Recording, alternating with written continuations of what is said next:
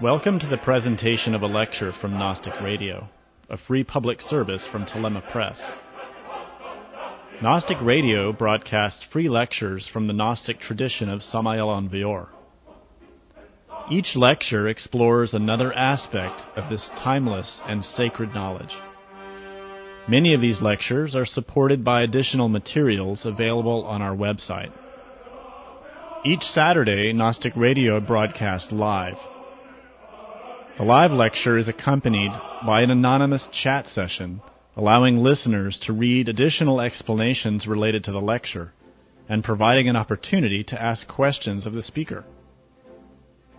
All of the efforts of Telema Press, including this lecture, are made possible by the financial support of listeners like you. Help us to help humanity by making a donation. Telema Press is a non-profit corporation. Donations are tax-deductible. For more information, visit our website at gnosticteachings.org. Now, with heartfelt wishes for the end of suffering for all creatures, we begin the lecture. May all beings be happy.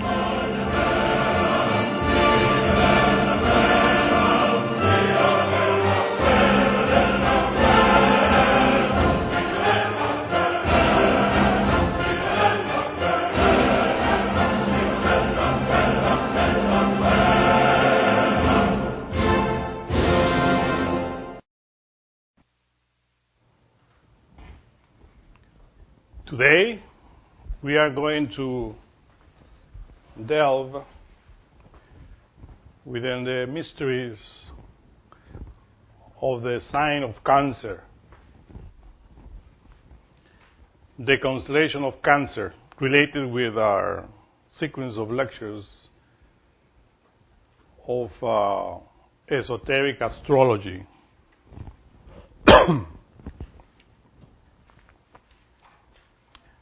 Cancer is the sign related with the scarab, the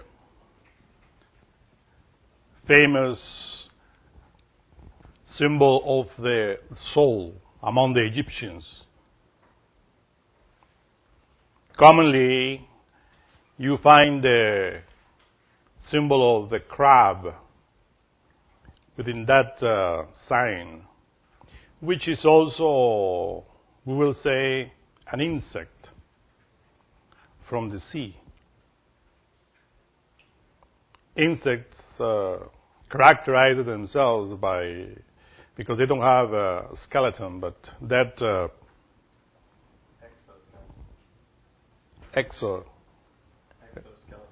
exoskeleton, which is outside. I mean, this is covered, as you know, because we have the skeleton inside, but the insect have it outside.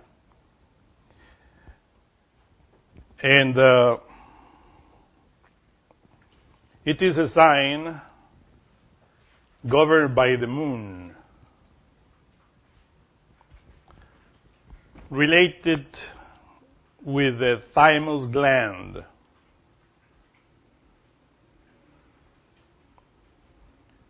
When we enter into the studies of endocrinology, we discovered that the thymus gland is that gland that starts its functions specifically during the infancy, during 7 years, according with the cycle of the planets, and with the law of the Epta Paraparshinok, which is the law of 7, the law that organizes. So, our immune system in the physical body has among the glands and system organs, the thymus gland, as a main gland that provides the T cells, which help to fight the different bacteria, viruses, sicknesses that eventually will enter into the physical body. It is astonishing to see and to study the thymus gland in relation with the soul. All souls enter into the physical world through the constellation of Cancer.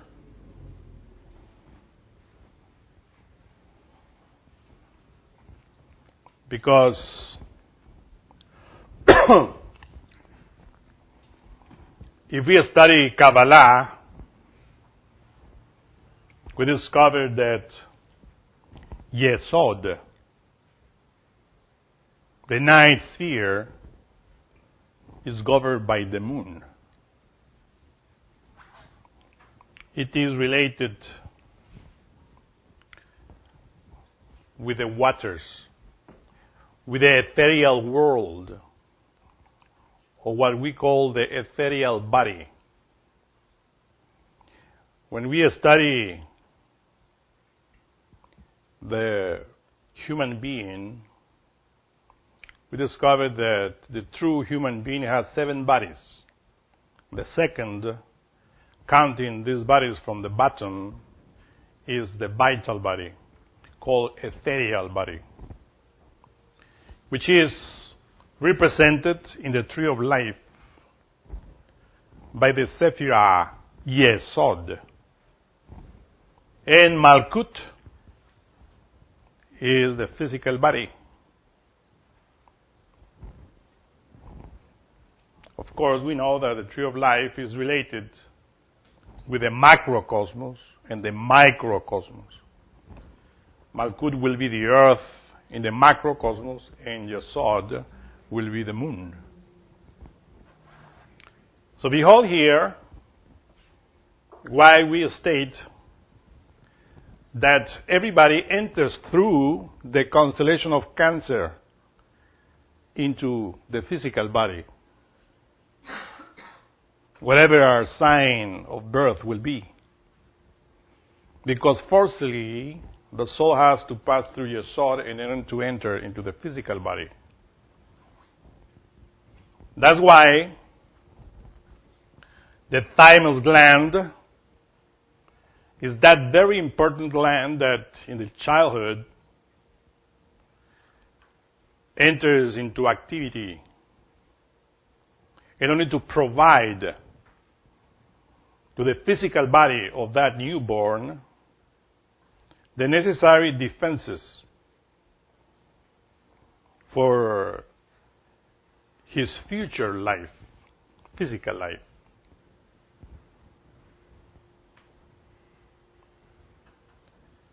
The thymus gland,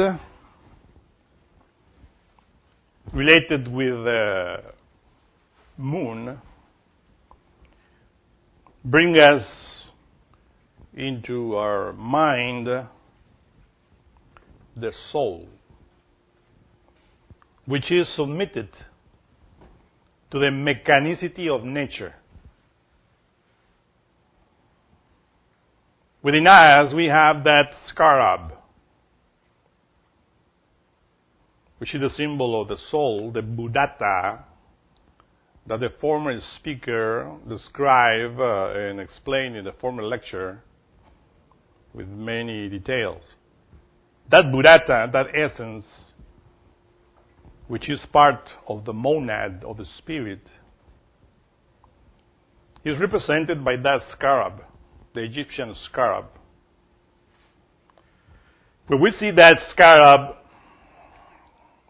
we see that the Egyptians associated with the sun. Here in astrology, we see clear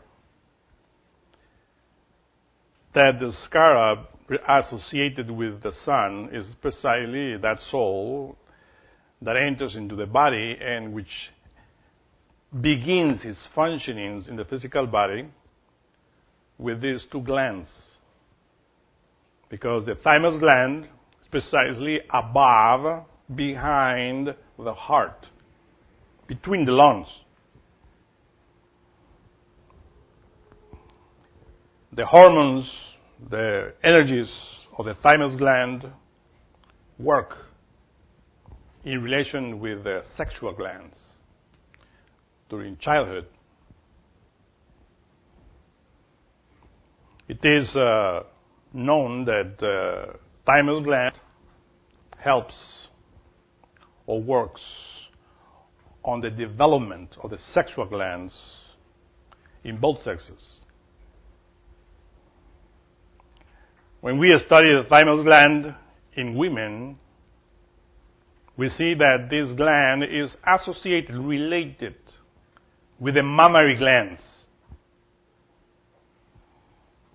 Then now we can understand why the child needs to drink his mother's milk in childhood. Because that milk, that liquid, that fluid that emerges from the breast of women are in direct relation with the thymus gland and with the moon, with the vitality or the forces of the cosmos that the child needs in order to develop a strong, vital body. This is one of the main motives why mother's milk cannot be substituted by a cow milk or any type of substance. Even though in different type of substances that substitute the mother's milk, you can find those proteins and vitamins, but not, we will say, the tattwic substance that the thymus gland subtracts from the ethereal body and that places in the milk of the woman in order to nurture that little body that begins to grow and to develop that immune system that we need in order to survive, especially in this time, in this day and age, where viruses, sicknesses are spread all over the world. As we are explaining this and repeat, that those hormones of the thymus gland exert influence in the development of the sexual glands. The testicles in the ovaries gives the necessary vital forces, substances, in order for the body to develop that immune system, that strength. And this is why, if you observed how the sexual glands are related with the thymus gland, it is stated that when the physical body enters into its maturity, the thymus glands degenerate. And this is because of the abuse of the sexual energy. In ancient times, Egyptians that knew about the sexual force, and many of the esoteric religions of the world that study the sexual force, know very well that those individuals that transmute their sexual energy can acquire a hyper-functioning of the thymus gland and to acquire immortality, that which people call the elixir of longevity, that elixir of long life in the physical body. In this day and age, people abuse of the sexual energy. This is why the thymus gland is degenerated. But in Gnosticism, we teach sexual transmutation, which in the child is natural. Because when you see a baby, you see how his sexual energy works together with the forces of his or her mother. You see, for instance, in the activity of the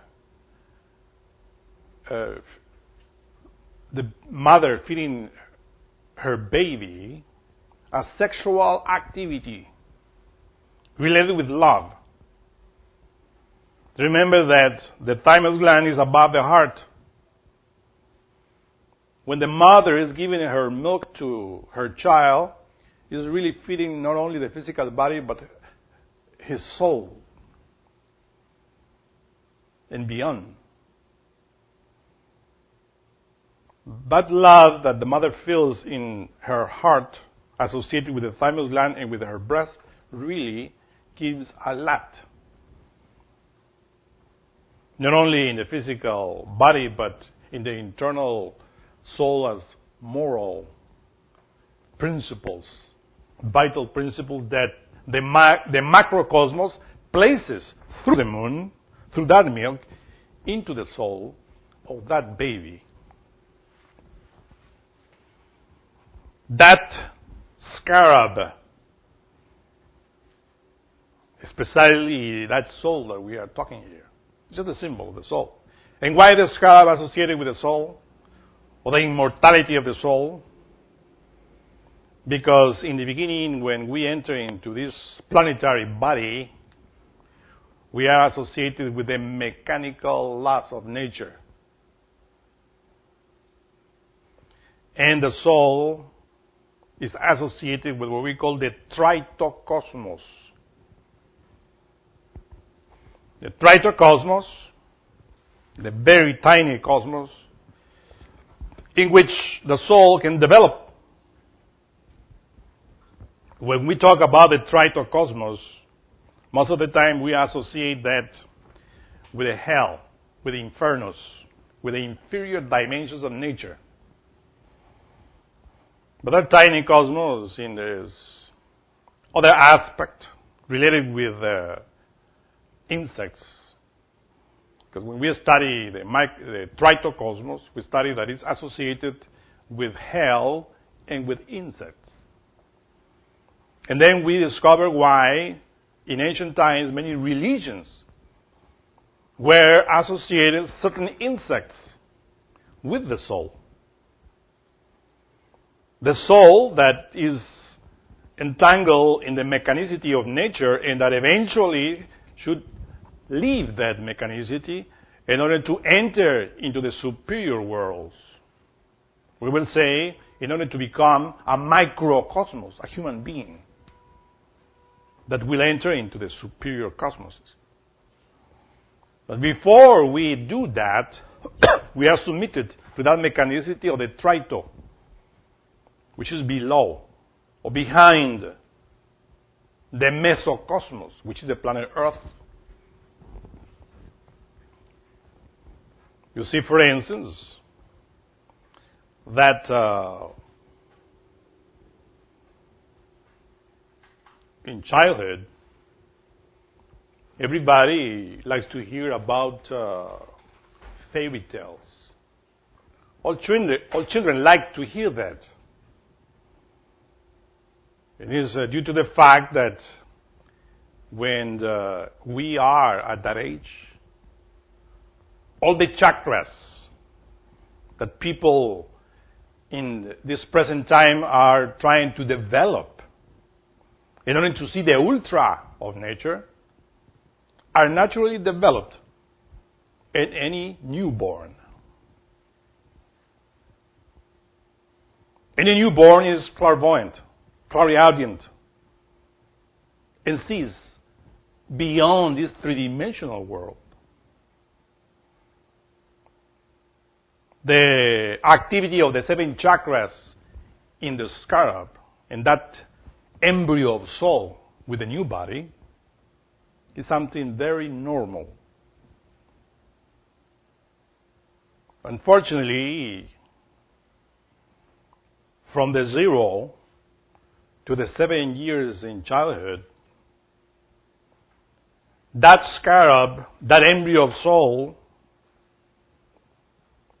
develops his personality. You know, this word personality comes from Latin, personae, which means mask. Or we will say a shield. Like the scarab needs in order to protect that consciousness, protect himself, the soul, against the exterior world, which is this society, this materialistic world in which we live. We stated that, in other lectures, that personality is developed based on 3 factors: genotype, phenotype, and paratype. Genotype is related with genes. When we investigate the new body of that newborn, we discover that this body is called organism because it is a compound of organs, different organs. This is the human organism. Each organ is a compound of cells. Each cell is a compound of molecules. And each molecule is a compound of atoms. And if we destroy an atom, we liberate energy. So see how the physical body in the last synthesis is just a compact energy. But when we discover the cell, which is the element which all the organs are formed, we discover that the center, the nucleus of the cell, is formed more or less about 100 or more chromosomes. And each chromosome, but genes. The genes is precisely that element which is between the physical world and the internal world. That is the genotype. With the internal worlds, we find that genotype or that inheritance. The inheritance that scarab, that child brings into his new physical body that nature is given to him, free. In order to develop that personality, that shield of protection for that soul, it has to be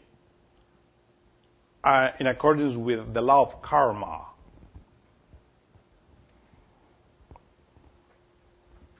Of course, the law of karma, cause and effect, teaches that scarab, before entering into this new body, was having another body, had another body in other times.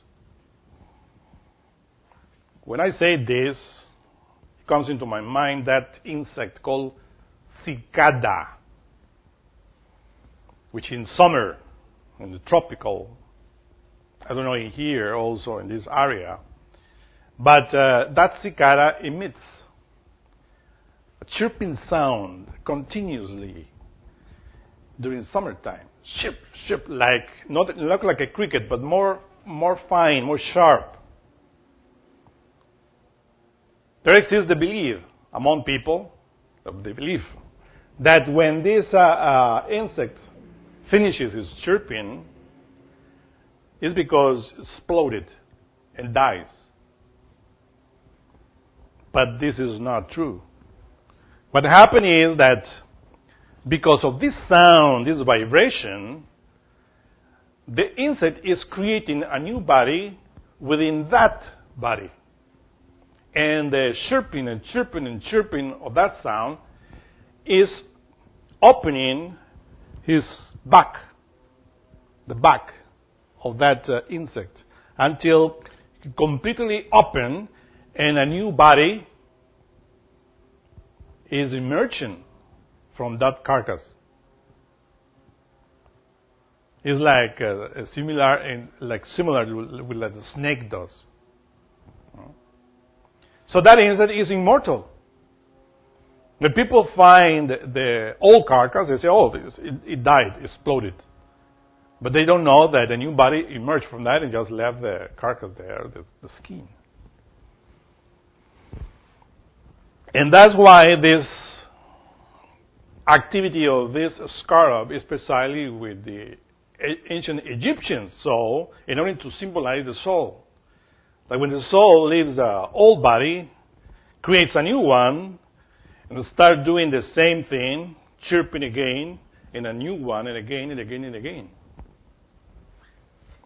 So that's what happens precisely with the new body or the new personality that we're explaining here that the child has to build in accordance with the law of karma, cause and effect. So through the genes, those elements that we call psychological aggregates, which belong to that soul, will channel the energies that that body needs in order to build that personality. Because that newborn baby needs to incarnate the rest of itself. With this, we are stating here that we are divided in two. Or this soul is divided in two. 3% of that soul is that innocent element that we see in a newborn. But the 97%, the rest of that soul, of that consciousness, is that which cannot enter into the newborn baby because needs the personality which is associated with it in order to express itself through the newborn baby, which it takes about 7 years in order for the personality to develop completely. And then the rest of that consciousness will enter completely into the new body. But before, I repeat, only the 3%, which is free of what we call ego. The 97% is associated with that which in psychology is called lust, greed, anger, envy, pride, gluttony, laziness, etc. Those elements are heavy. The essence, the consciousness is electronic. While these psychological aggregates are molecular and atomic. So the personality is energetic and atomic, having this almost the same substance of the ego. And that's why when the personality is completely developed, then the ego starts appearing in that newborn. Sometimes 5 years, after 5 years, etc. But before that, of course, still those powers of the chakras are active in the child. And that's why it is normal for the child to see phenomena in the 4th dimension, in the 5th dimension. When you have, for instance, experiences out of your body, astral projection, you know that it is easy to float or to fly in those dimensions. The child, of course, for the consciousness, it is normal to fly, to float. That's why it still doesn't know what that is between the interior dimensions and the physical dimension. But little by little, while he developed the personality, is having that type of understanding that one thing is the physical world and another is the internal worlds. Because the personality also needs to learn about that. And that's why exists the other type, or the other factor, which is phenotype, which is education. But behold here that the development of the personality and the physical body from the 0 to the 7 years of childhood is associated with the motor instinctual sexual center of brain and with the thymus gland. And the thymus gland associated with the moon, which is the mechanicity, then of course the child learns through example. Not by the precept. What he sees, he repeats mechanically. This is the necessity of parents to behave, to talk in the right way from in that age, that infancy, in order for children to learn properly what they need to learn. Unfortunately, in this day and age, there exists different types of systems in which children are being taught in a very wrong way, only that which is related with the materialistic world. At that age is precisely what ancient people were teaching to their children, everything related with mythology, with fairy tales that for them were so natural. Because that essence, that scarab that we are studying here, evolved, came from the inferior kingdoms of nature before entering into the human kingdom. It is stated that the human soul has to have 108 physical bodies in order to shape itself and to receive all the influences of the 12 constellations in different lives.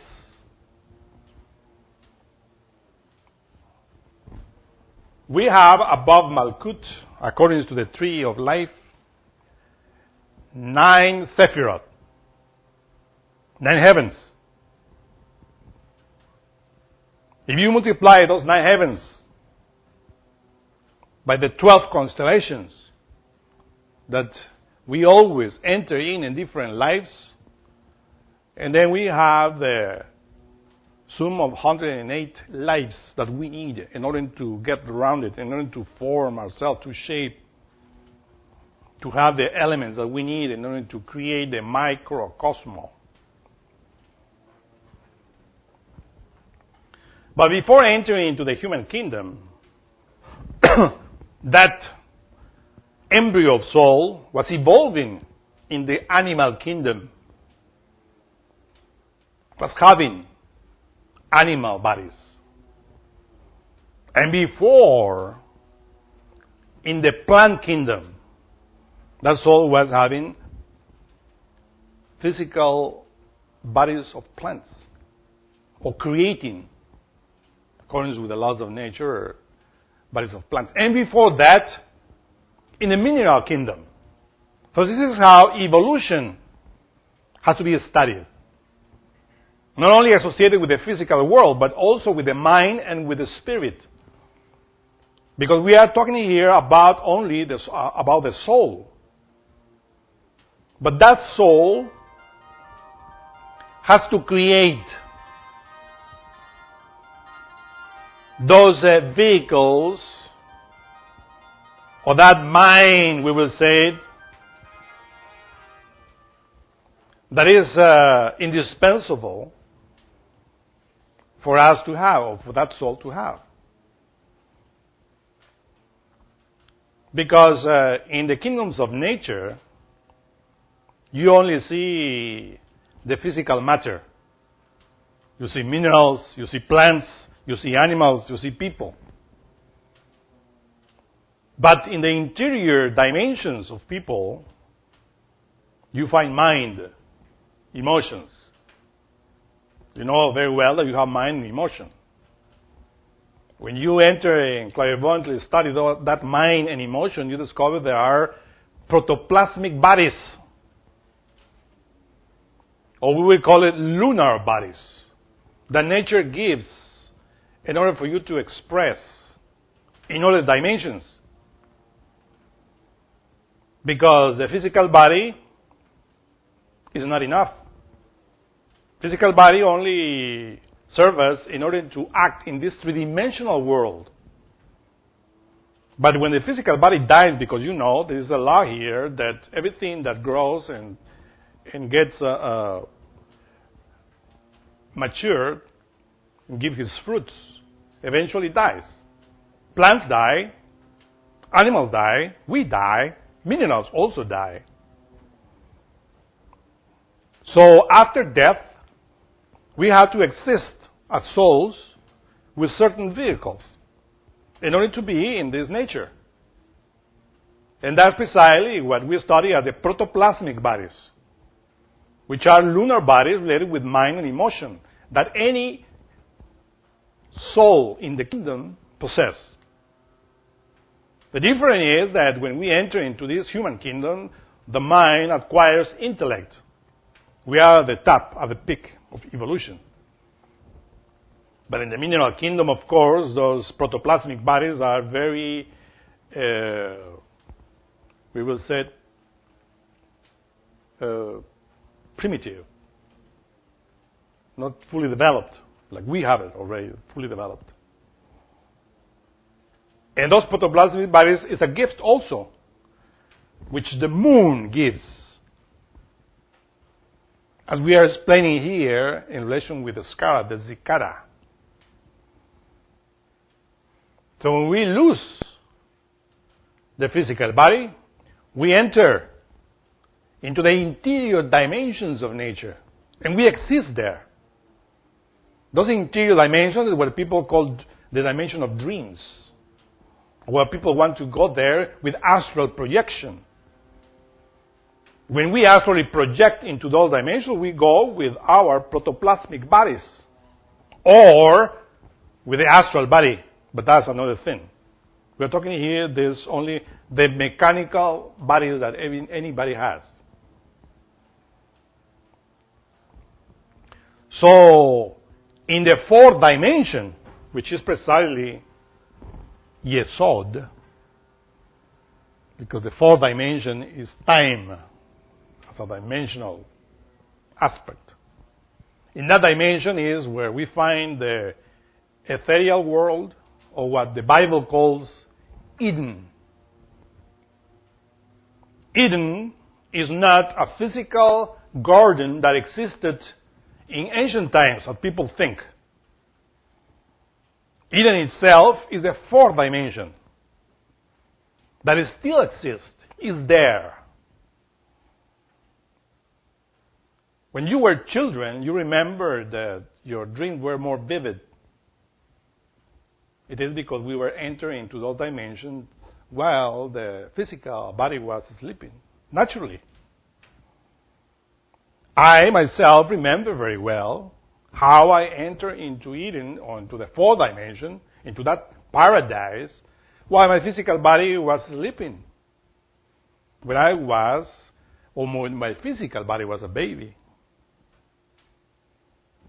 And in that dimension, I saw and I found the souls, which are not human souls, or which are not having human bodies yet, but souls of animals, plants, and minerals. What entails people call fairies, gnomes, pygmies, undines, nereids. All of that exists in the fourth dimension. And it's naturally for any child to associate her or himself with that world. Enters and lives, and that's why the essence is happy, innocent.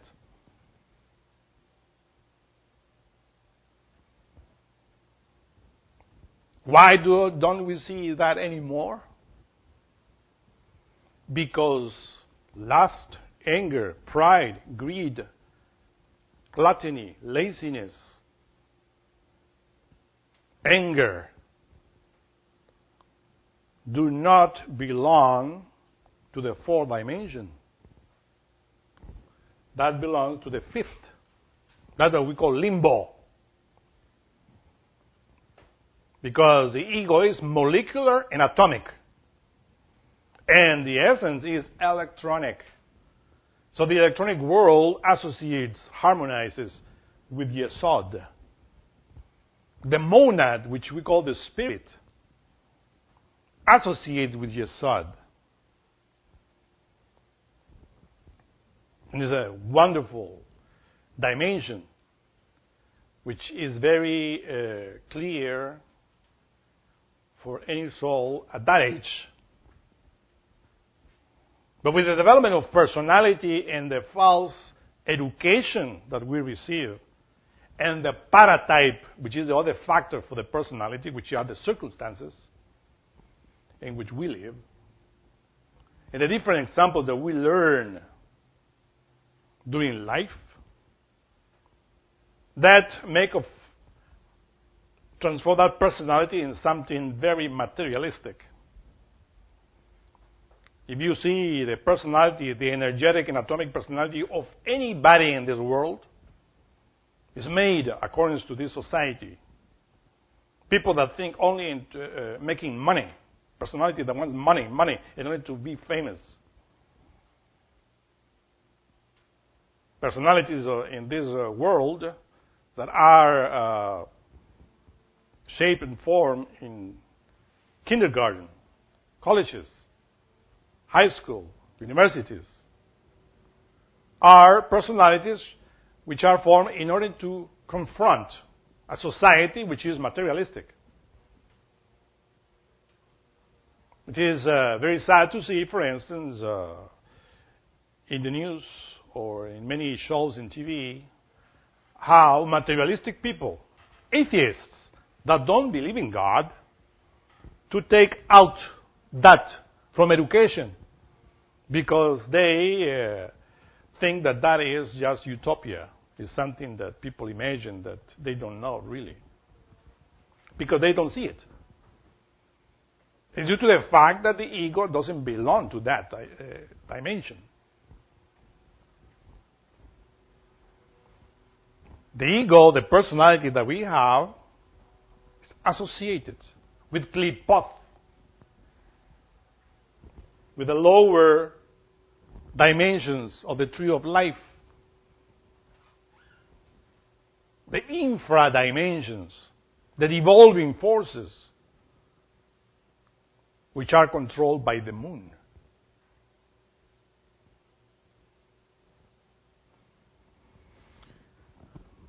This material world is very heavy, but the infra dimensions, klipoth, are heavier than the physical dimension.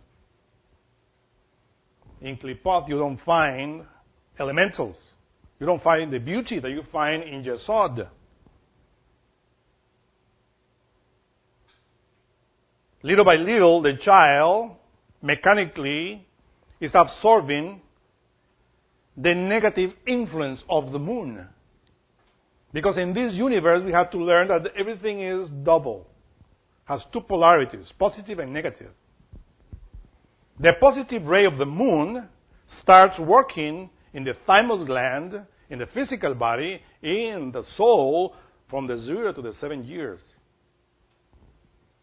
So the child is vibrating, and the soul has an opportunity to grow, to develop at that age.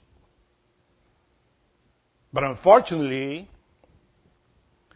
the personality of adults intervene and start teaching to their children how to survive in this life.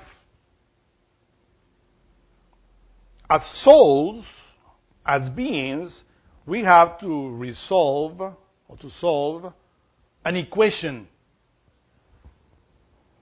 That equation is divided in two. The first half of the equation is to survive in this physical world, to have a career, because we need shelter, we need money in order to eat, we need clothing, we need food. And money is, of course, the way in which we get all of that.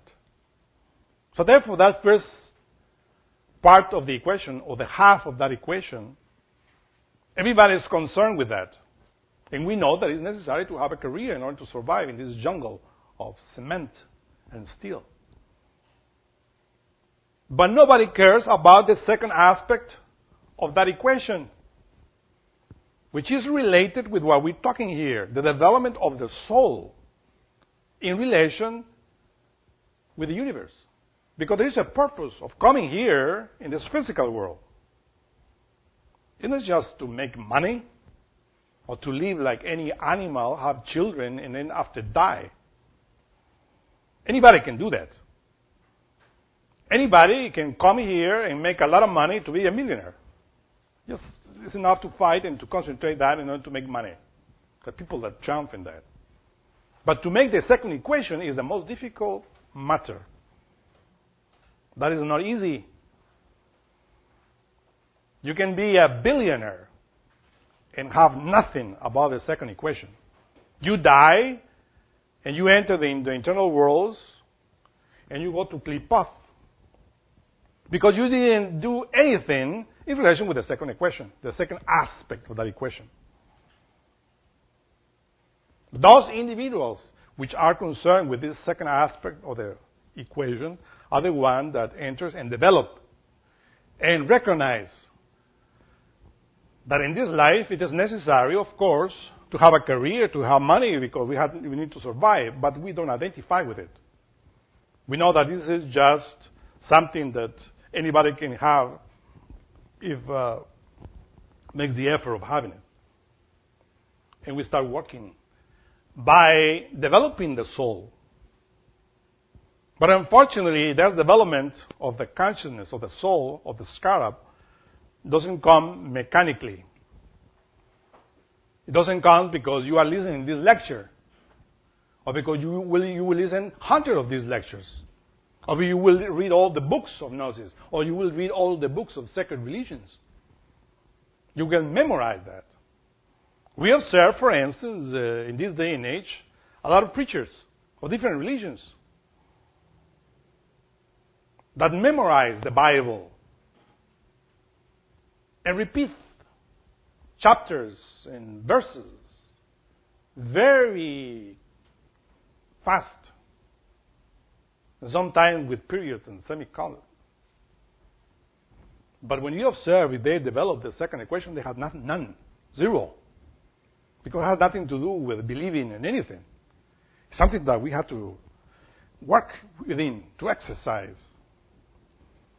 And this is something that you learn in this doctrine.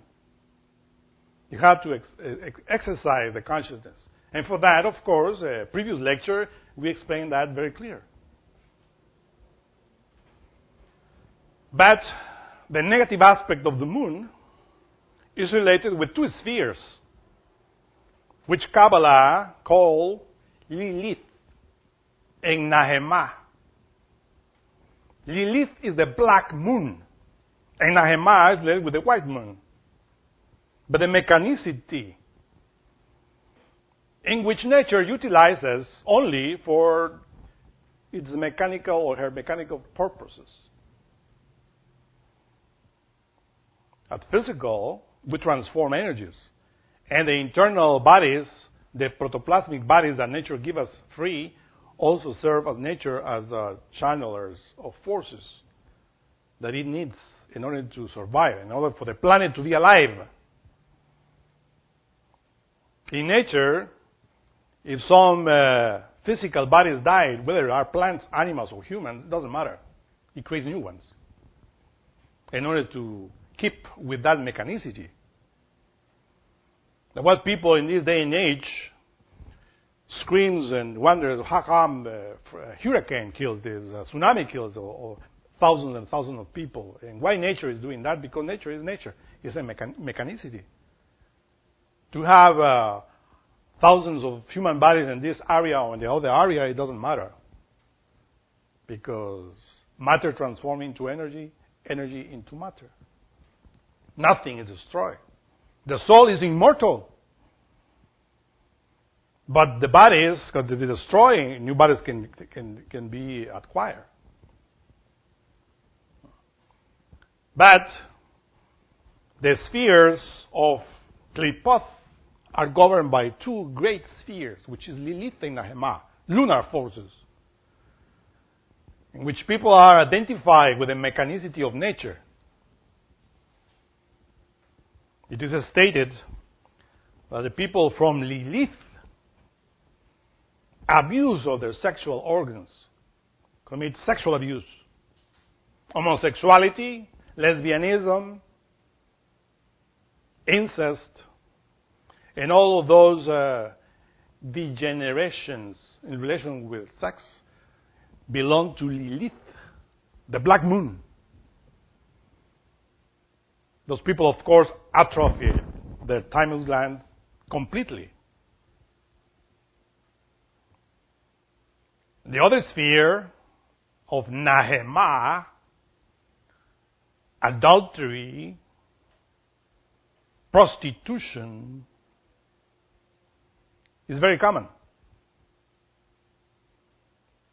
In Lilith and Nahema, those infra-dimensions related with Qliphoth, fornication, adultery, and any sexual abuse is a law. When you enter into the infra-dimensions of nature in Qliphoth, into what people call hell or inferno, that is very natural. Nobody scandals for fornication or adultery. They tossed in the third sphere of hell. They tossed to adultery in the bars, taverns. They are slaves of the mechanicity of the moon. Why? Because the protoplasmic bodies that were evolving in the fourth dimension, in the elementals, when enter finally into this human level, start to devolve. You see, it is precisely the beautiful symbol of the crab. You see how the crabs come from the very bottom of the ocean, from the abyss of the ocean, out in order to place their eggs outside in the earth. I saw a documental related with it. Millions of crabs coming out of the ocean, going into certain spot or certain island or land. And after they do what they have to do, they go back to the abyss. They go back into the ocean. But behold how the crab walks backwards or sideways, right? The crab doesn't walk ahead, it walks like that, behind until entering into the ocean, going into the abyss again. This is precisely the beautiful symbol of Cancer, which, by the way, is the constellation that has that, or bring that karma into the earth. That cancro. This is how we call it in Gnosticism. That virus of Cancer, the cancro, brings to the earth because of the abuse of sex. Cancer enters into the organism because of the abuse of sex in the sphere of Lilith and Nahema. It's a karmic sickness, which has different branches, as you know. And then there, the scarab, the crab, that soul, begins going backwards. You see? The moon took that embryo of soul, that scarab, from the mineral, plant, animal, and human, evolve. Now in a human level, that crabs start walking backwards and going into animal, plant, and mineral. That's precisely going into the abyss. Assuming in the protoplasmic bodies, animal shape, plant shape, mineral shape, until those protoplasmic bodies are disintegrated, completely disintegrated. Do you hear that we have to die physically? Everybody knows that. If we take the physical body after it's getting old and died, it goes into the grave and disintegrates, become dust. Everybody knows that. But do you ever inquire that also those internal things that we have within, which we call mind and emotion, also have to die? But that is not matter, it's not physical matter. It is protoplasmic matter. And that's why people, when they go to bed physically and go out of their bodies, they feel like they are alive and experiencing this and that. And when they awake, they say, oh, I thought it was physical, but I was dreaming. It is because the protoplasmic bodies are matter, more subtle. And those bodies are submitted to other laws. Those bodies are not submitted to the law of this three-dimensional world, submitted to the infra-dimensions, to the laws of the mechanicity of the moon. And as they were created in the very bottom of the ninth sphere, which is the center of the earth, and emerge in the Edenic world, evolving from the mineral, plant, animal, and human, also they have to de-evolve, disintegrate. They have to die. Because it's a law in nature. Everything that is born has to die. Nothing is immortal in nature. This is the law, the reciprocal law in which everything grows up and dies, physically or molecularly, atomically. So when somebody ends with his own DNA lives, it's finished, the evolving process, and it starts the de-evolving process, and enters with his protoplasmic bodies into the infra-dimensions, where they had to die. Protoplasmically speaking, had to descend in each sphere until reaching the center of the earth, where the protoplasmic bodies die. And of course, the essence is trapped within it. That's why they say that the souls enter into hell. We can avoid that. But for that, we have to be born again. That's what the gospel says. To be born again means to create something or bodies or vehicles that are not mechanical. Because if we begin with a physical body, it is mechanical. It has to die. To acquire an immortal body is something very difficult. More or else to have astral, mental, immortal bodies. For that we have to learn alchemy.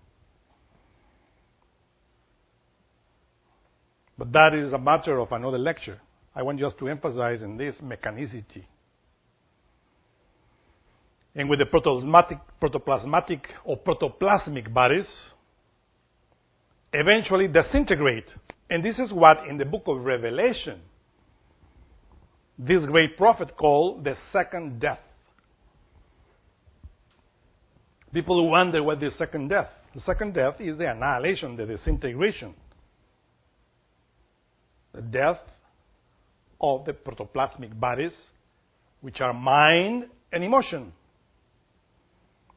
Protoplasmic bodies that everybody uses when it's outside of the physical body, when the physical body is sleeping, the normal sleep. The protoplasmic bodies are united to the physical body by the famous silver cord, which has the name of antakarana. So when the antakarana cord is cut, And then the protoplasmic bodies within which the essence, the consciousness, the scarab is in the internal dimensions, remains without physical body. And that is what returns into the newborn baby, which is a new physical body, in order to build again a new personality in accordance with the time. Because each time that we are born, we build a new personality. It will be absurd if we think that we will be with the old personality of Middle Ages living in this 21st century. It won't match. In this 21st century, the newborns are building a personality related with technology, related with this, with computers. But imagine a Roman soldier coming into this epoch and put it in front of a computer. You won't understand what is that. Because his personality is related with Rome, right? Or that epoch. So you follow me? What is this mechanicity that starts from the childhood and that goes beyond? What we are doing here, we will say, is an intellectual retrospection. Because the thymus gland is related with that chakra. That we call it a pulmonary chakra, which is because it's in the middle of the lungs, related with subconsciousness. What is the subconsciousness? Subconsciousness is that consciousness that we have related with the memory. When you, for instance, start to remember what happened yesterday and before yesterday, the last week, that is called retrospection. Also, you enter into the memories of the subconsciousness, and then you say, oh, I was visiting my friend. I was in this restaurant. I was doing this. I was doing that. Those images are placed in the subconsciousness. It is what is called the Akasha, or the Akashic records. The Akashic records not only exist as people think outside there, also it's inside. That's called our subconsciousness. The Akasha is related with the Yesod, with the waters, with the forces of the moon, and act mechanically in the protoplasmic bodies. So when you are remembering things, you are somehow utilizing the chakra of your thymus gland and going backwards into your mind, which utilizes the brain in connection with that gland. But in the baby, in a newborn child, that chakra is fully developed, of the thymus. And the baby, through that chakra, is remembering his past life easily. He knows very well where he was in other lives, and that's why he cries. This is all, again, in this hell. Why do I have to come again in this new body? Why? Who sent me here? I don't want to be here. Look, these giants, monsters. They how they treat me. I want to eat. But they are not telepathic. They don't understand that I am hungry. So therefore I have to scream like mad in order for them to hear and say, oh, maybe he's hungry. And sometimes it's not I'm hungry, I have a stomachache. Please don't give me that breast right now. I have a stomachache. But the mother doesn't know because it's not telepathic, like the child is. The child is there, newborn, and communicates with the cat, with the dog. He says, how come this dog, his cat, understands me and communicates with me, while my mother, my father doesn't? Or do not. They are like zombies, only thinking in money. My God, please don't put that again in my mind, in my personality, because I lost my time in my past life. Now I want to develop inside, because this is just a materialistic world, very heavy. But his parents doesn't listen, doesn't know anything about, and they start inculcating the new baby, the new technology and everything, and finally that baby loses his innocence, have a new personality, and the egos of past lives start entering there and make his life a hell. You know, Hitler was a beautiful baby, innocent baby. Mussolini was a beautiful baby too. Al Capone, when he was newborn, his mother never thought that he was going to kill and to make a big trouble in Chicago. All of us were babies and beautiful, innocent. But look at us now. Look at us now.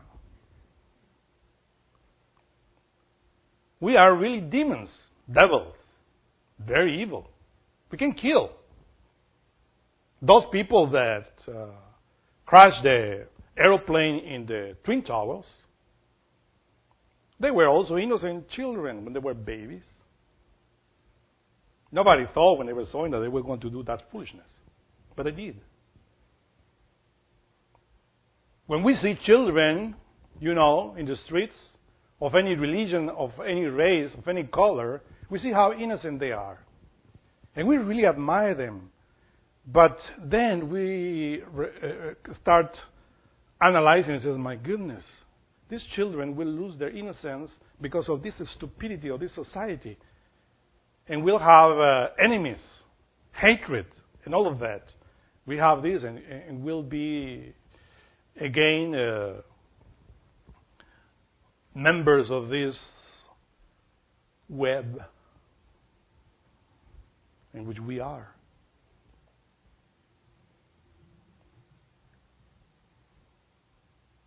But I repeat, when we are babies, when we are newborn, we remember past lives. Later on, when we lose that capacity because of the personality, we need to believe in reincarnation. And if that baby enters into those religions that reincarnation is a sin, if you believe in it, he will reject it. But when he was a child, he was remembering it. Now he is rejecting it or believing in it. It will be better if that soul starts to vocalizing the vowel A, the sound of the vowel A. Ah.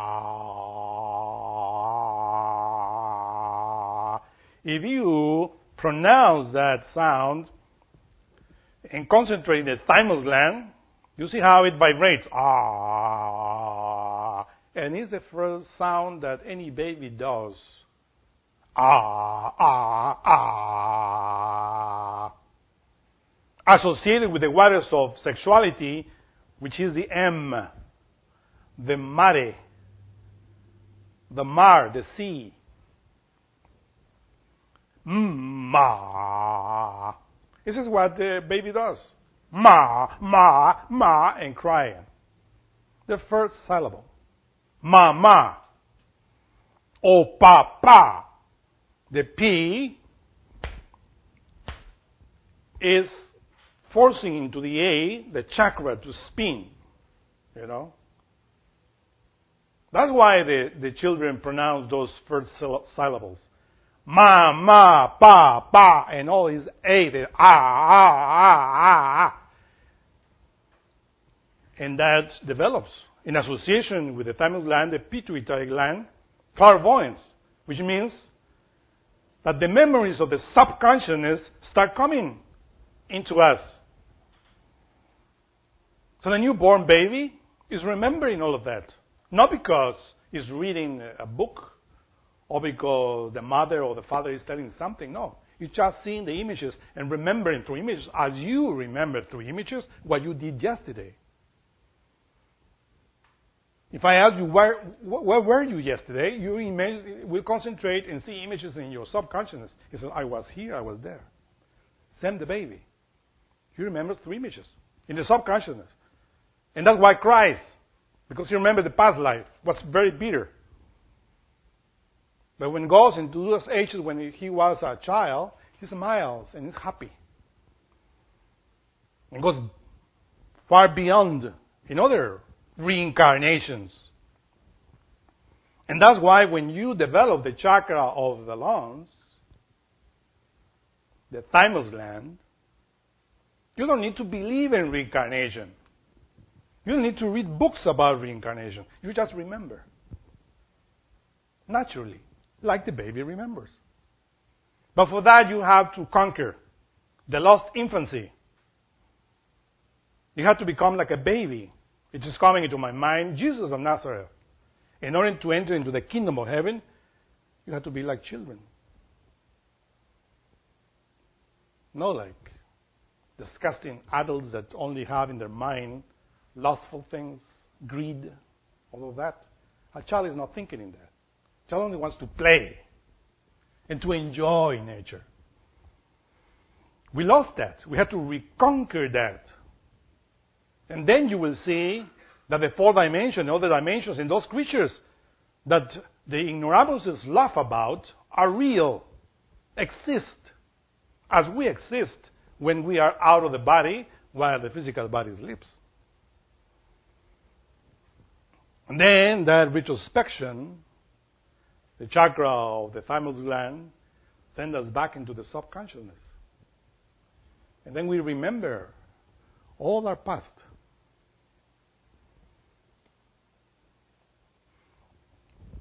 But of course, retrospection goes beyond only remembering our past lives.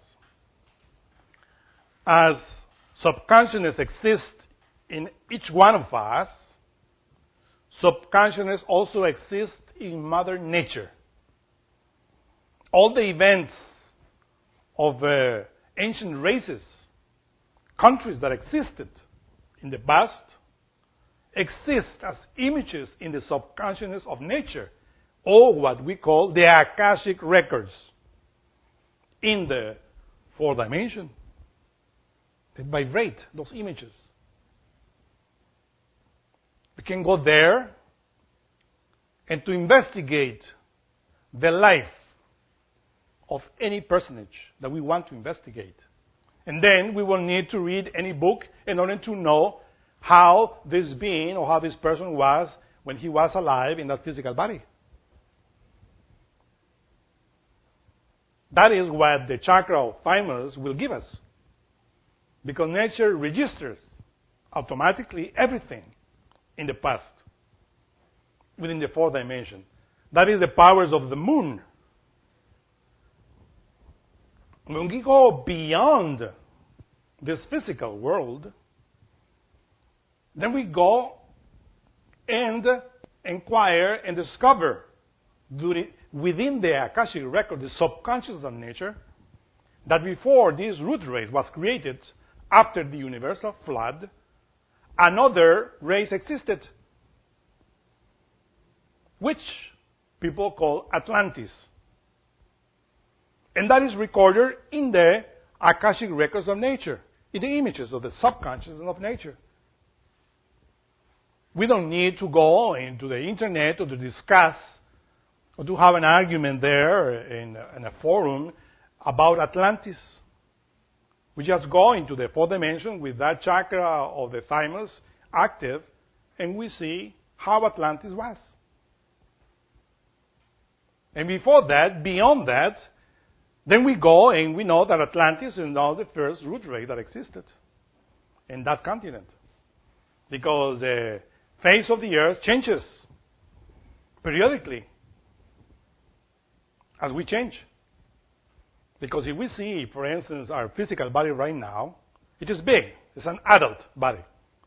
But we were not that when we were children. And before being that newborn baby, we were just a fetus developing in the womb of our mother. Before being a fetus, physically speaking, we were in the testicles of our father as sperms. Or one sperm. So obviously that cell changed, evolved with time, and is now what we call where we are here. We were sperms, physically speaking, before being where we are right now. So the same the earth. The earth was not always as we see it physically. It changed with time. And this is precisely what the scientists of this day and age do not understand. That before the Earth coming out of the womb of the mother's space, it was developing within the other dimensions as a protoplasmic planet. And when we arrive to this protoplasmic planet within the fourth dimension, then we enter into the other area of Lemuria, which was half physical, half ethereal, and beyond the Hyperborean race, the protoplasmic race. But in that time, the Earth was not physical as we are right now. If I tell you that physically, before you being as you are right now, you were like a protoplasm in the womb of your mother, you will understand. You say, yeah, you're right. But you were in darkness. You saw the light of this physical world after you came out of the womb. Before that, you were in darkness, developing in darkness. It is the same thing that happened with the planet Earth. We're developing in darkness, within the fourth dimension, in order to appear finally in the physical dimension. This root race in which we live right now is physical. The Atlantean civilization was physical, but the Lemurian civilization was ethereal. It became physical at the end. Because when we talk about Lemuria, then we go into the Bible and we remember Eden. Lemuria and Eden is the same thing. And that Eden is where humanity fell into this three-dimensional world because all the many processes that were happening at that time. Before Lemuria, humanity was made into the image of God, male, female. And that is the Hyperborean race, the protoplasmic race, in other dimensions. That's why it is impossible to find ruins or remains of those civilizations, because they were not three-dimensional. Of course, if you don't develop the inner senses of the consciousness of the soul, how are you going to discover that? Still, there are scientists there and many skeptical people that think that Atlantis didn't exist, and they argue. Always they say, yeah, it existed, whatever. And each one of them is placing Atlantis in different places. But the reality, the truth of that, is shown to you when you developed clairvoyance in that chakra of the thymus, which allows you to enter in the subconsciousness of nature when it's completely developed.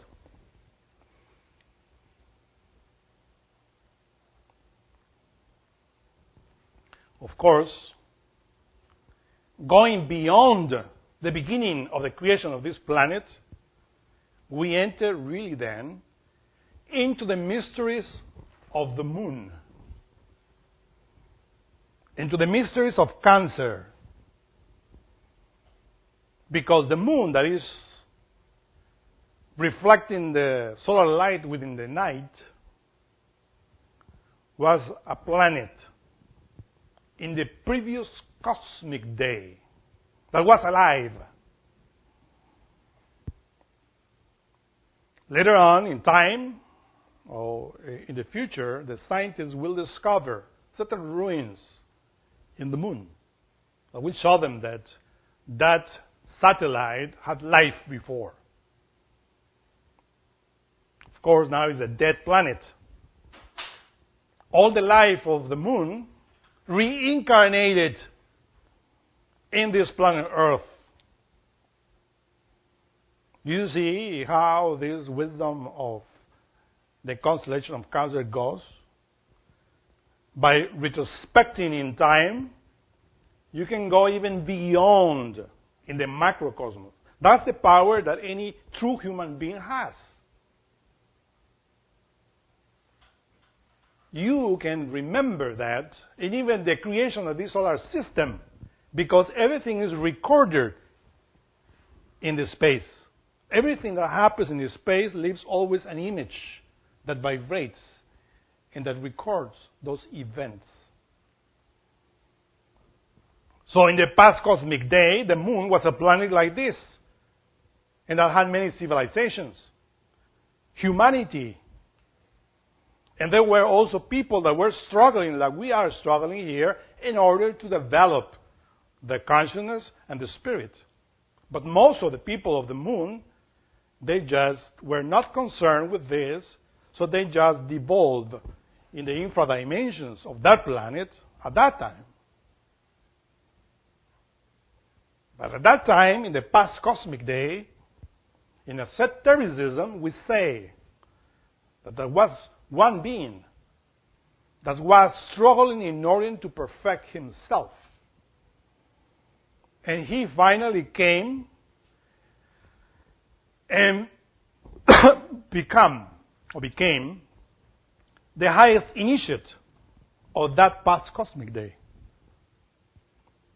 His name is Jehovah, or Yod Hava, as we said in Kabbalah.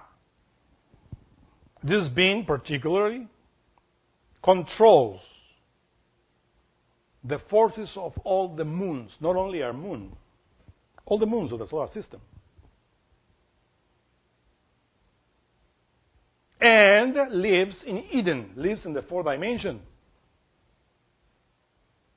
Many people, many societies and philosophies and schools talks about Jehovah and then try to describe and to explain who is this being. Individually, Jehovah is a master of the White Lodge. In the White Lodge there are many masters, and Jehovah is one of them, but is the one that controls the positive ray of the moon. So Jehovah with his angels work intensely in all of this gigantic nature. The angels of Jehovah are the angels of the moon. Gabriel is one of them. Gabriel is that angel that always announces the birth, the spiritual birth, the esoteric birth of a great master through the transmutation of the forces of the moon, which are related with the sea, with the water, with Yesod. So Gabriel and his angels, which are commanded by Jehovah, are the ones that work intensely in the beginning in order to transfer the energy of the moon that was active in the past cosmic day into this present cosmic day. And still they are acting in the fourth dimension, dealing with what we call the tattvas of nature, the forces of nature, which are controlled by the forces of the mechanicity of the moon. Now, in Gnosticism, we learn how to control the tattvas with our will, because we want to make of us a microcosm. The angels of Jehovah only manage the tattvas according with the law of karma. The tattvas are the forces, the vibration of the ethereal world that acts in the elements of the physical world, in the fire, in the water, in the air, and in the earth. So everywhere there is tattva, vibration. And this is precisely what the child, the newborn, is obtaining through the thymus gland, through the vital body, from nature, tattvas, vibrations, cosmic forces, in order to create the new body. Because really the physical body is like a replica of the planet. If we study the physical body, and then we find that everything that is in the physical body is in the planet as well. It's a marvelous organism. And of course, as I said, everything that we're explaining here is registered within your own consciousness. You can go and vocalize the vowel A. There is a mantra, for instance, that is that is vulgarized in many ways, and it's the mantra Abracadabra. which opens, the subconsciousness. This is a simple mantra that you have to vocalize in order to activate the thymus chakra. Bra, ka, da, bra. You extend the sound of every letter, and that put in activity the thymus gland, the chakra of the lungs. And this is how, through abracadabra, you enter into the past. But beginning with your past. That's why the Master Samael Onveor advises that in order to activate that chakra, the subconsciousness, related with the subconsciousness, the first thing that you have to do is, at the end of the day, to do a retrospection of your life that you had that very day, in detail. Like the crab, you have to go backwards. Walking backwards, the life that you lived that day. Then walking backwards, the life that you lived yesterday.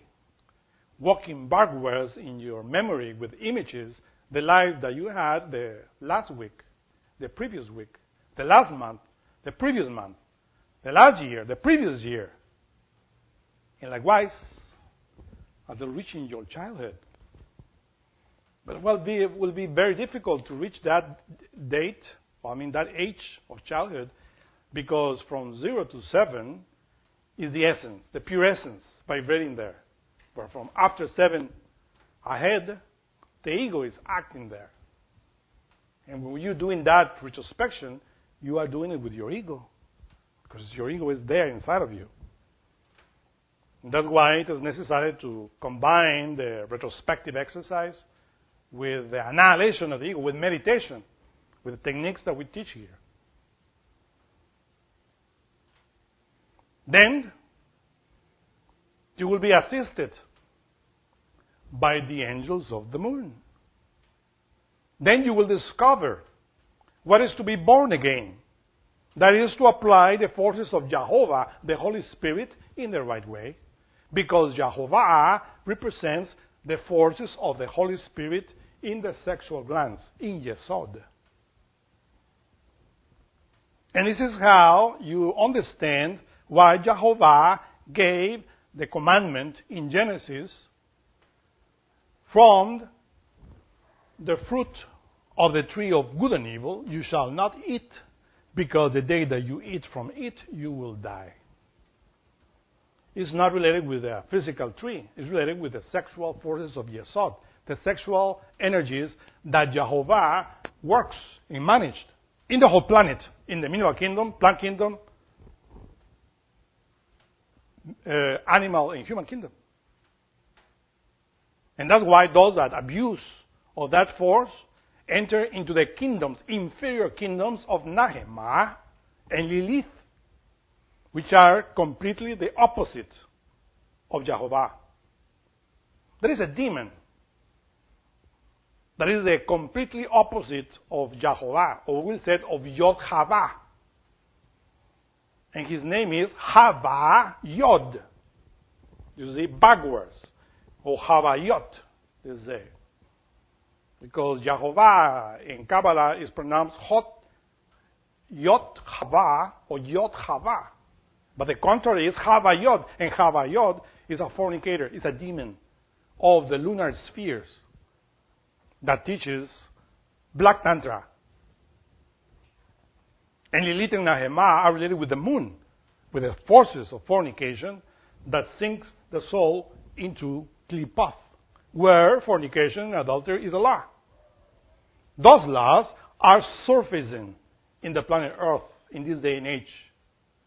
It is difficult to find a city now that is channeling the higher forces of Jehovah, or the moon, of Yesod above.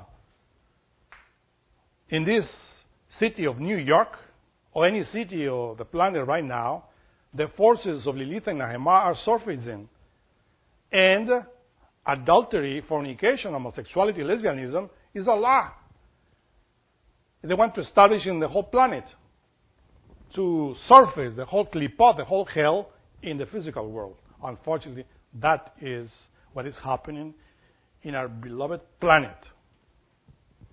But still, we can fight and to polarize ourselves with the higher forces of the moon. Because the inferior forces of Lilith and Nahema, the spheres of the moon, the lunar forces, are very heavy. Everywhere.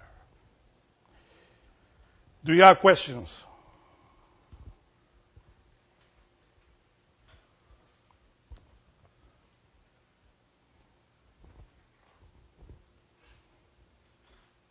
You say that there's no ego in a fourth dimension?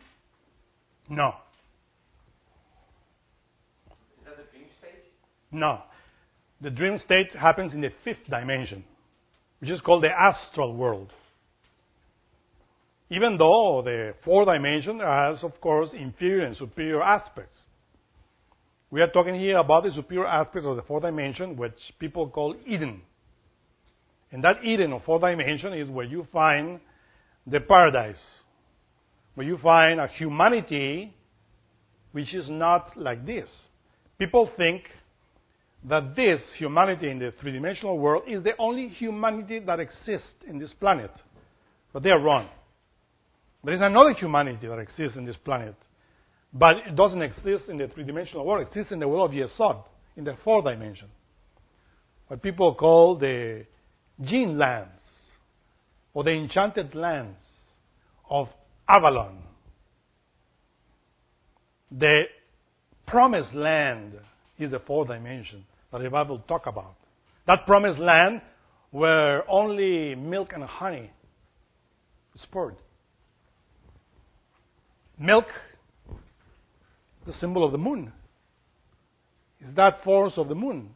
The mother gives milk. And honey is also that substance that has to be transmuted. Honey, alchemically, is that substance that the sexual organ of the female, the yoni, gives in order to perform the sexual act. That gives the humidity to the woman. I don't remember the scientific name that the doctors or physicians give to that secretion of the sexual organs, the female sexual organs, in order for the woman to be prepared for the sexual act. That in alchemy is called honey. It's a female force. And the milk is also a feminine force. So milk and honey is related with the sexual forces because the breast in woman are the masculine forces, the masculine organs of the woman, while their vagina is the feminine. So you see there, when the Bible talks about milk and honey, it's talking about the feminine forces of the moon related with Mother Nature in relation with Yesod. So if you said in order to go into that world, it means that in the fourth dimension, nobody fornicates. Nobody squander the sexual energy. All of that there transmute the sexual energy. That humanity is a heavenly humanity. Do you hear about Shangri-La or Shambhala in Tibet? That mysterious city that people are trying to find in this three-dimensional world? Well, that city doesn't exist in the three-dimensional world. Shambhala or Shangri-La exists in the fourth dimension, in Tibet. And there is a humanity that lives there.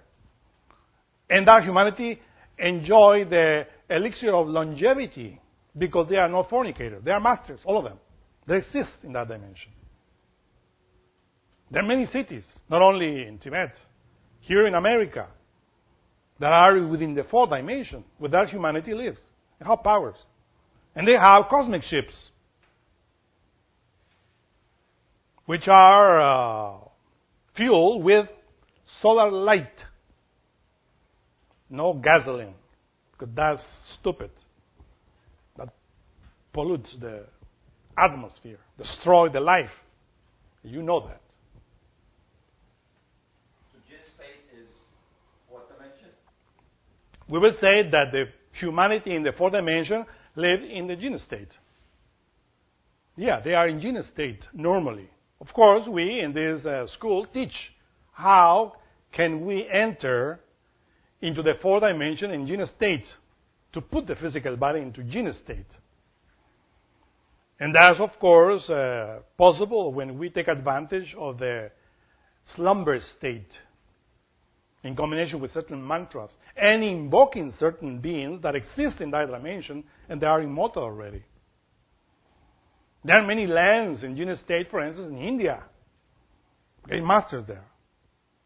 In the Himalayas. Everywhere. In California, for instance, there is a city there in gene state, which you can visit if you go in the astral plane, and if you ask, and if you deserve to go. But in this three-dimensional world, well, only demons live here.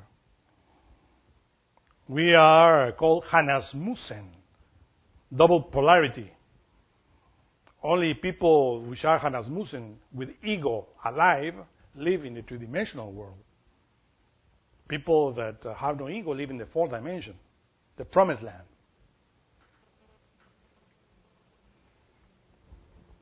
Do you have another question?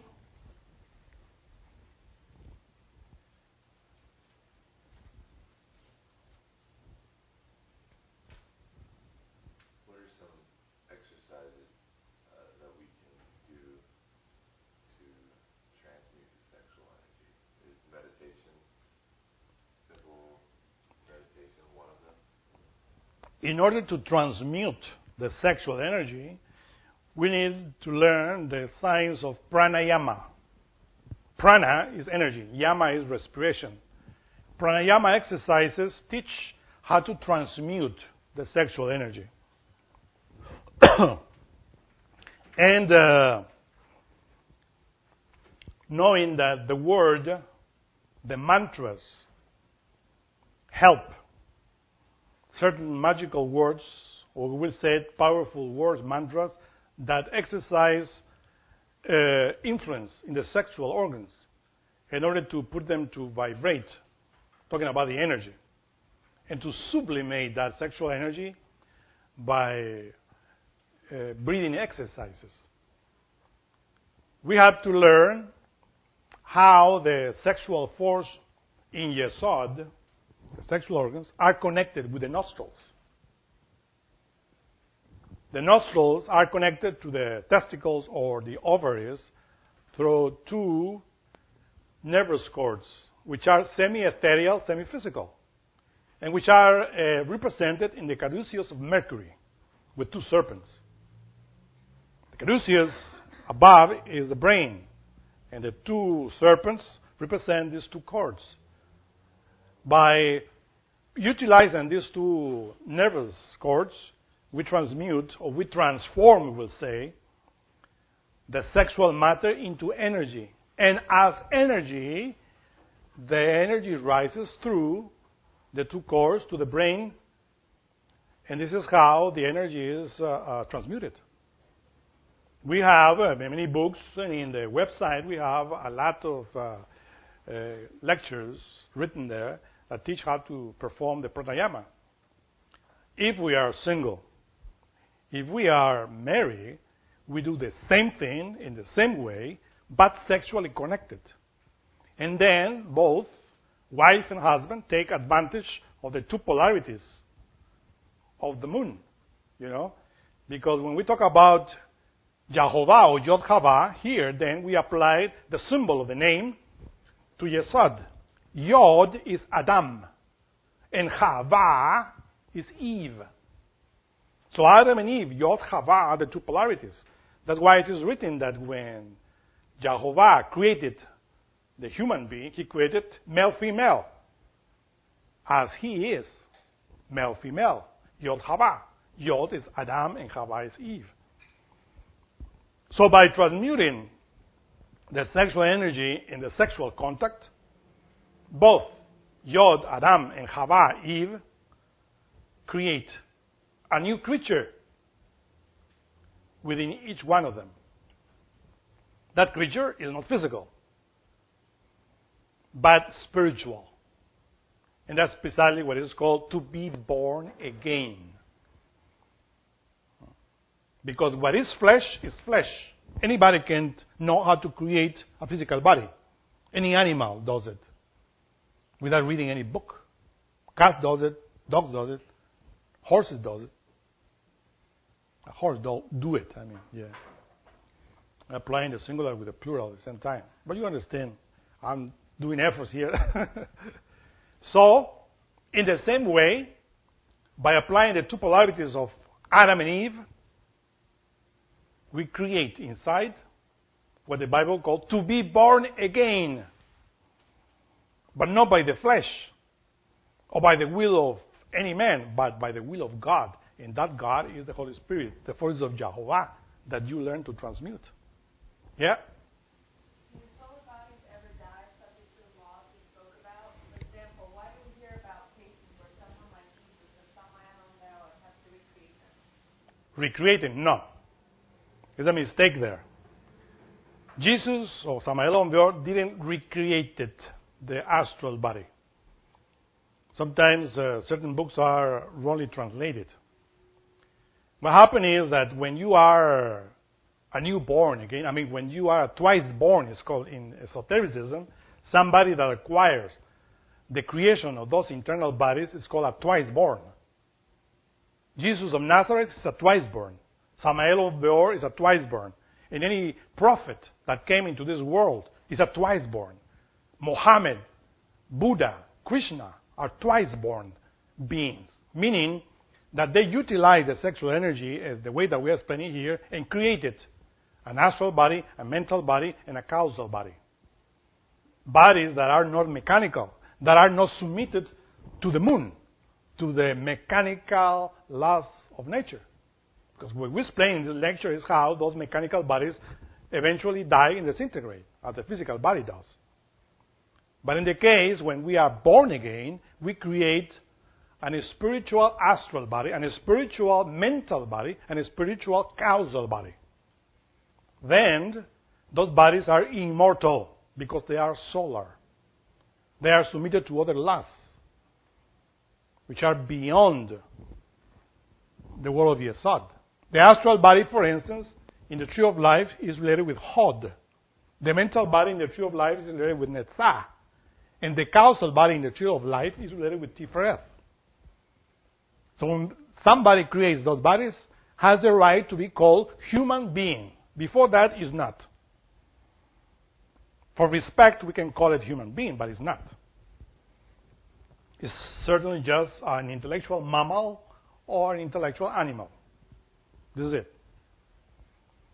And after creating those bodies, somebody can return into sin. Because there is the story and the legend of fallen angels. Meaning that they go back and fornicate again. They eat of the tree of good and evil. So when that happens, the energy of Yod Hava, the forces of the Holy Spirit that were enlightening all the chakras on each body, descends, and that individual sinks into Klipath. And the solar bodies no longer shine. It's like a sun without light. But they can repent. And by repenting, they rise again, the energy of the Holy Spirit, in those internal bodies, and then those internal bodies again shine. And that is what we call the resurrection. Many souls created in past life those bodies, and now they are fallen. But those souls are the ones that knew alchemy, the new esotericism, and created. In order to be born again is not a matter of believing in the Bible. There are many newborns, twice born masters that exist in the fourth dimension that never read the Bible. That they don't know anything about the New Testament. And it's because they are twice born from a long time ago. Although they achieved the second birth in other religions. Because this is not a patrimony of Christianity or Judaism or Islam or Buddhism. This is a science that belongs to the universe, to the space. So therefore, Samael Onveor was fallen. He confessed that he fell in past, but that he again rose his serpents, Kundalini, the sexual forces, and then enlightened again his his bodies. The bodies are there. Of course, those bodies can be disintegrated if you really follow the path of black magic or the Black Lodge. Then you enter into Qliphoth. There, the solar bodies can be disintegrated, but it will take times and a half of a time in order to disintegrate. Another question? Well, thank you very much. And the next lecture will be the heart, Leo. Thank you very much.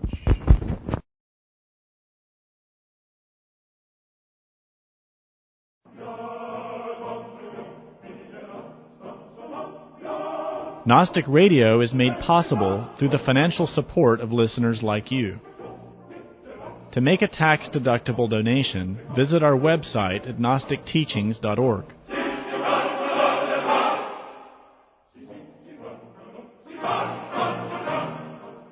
For questions about this or other lectures, we invite you to participate in the free discussion forum at gnosticteachings.org. Thank you for your support. May all beings be happy.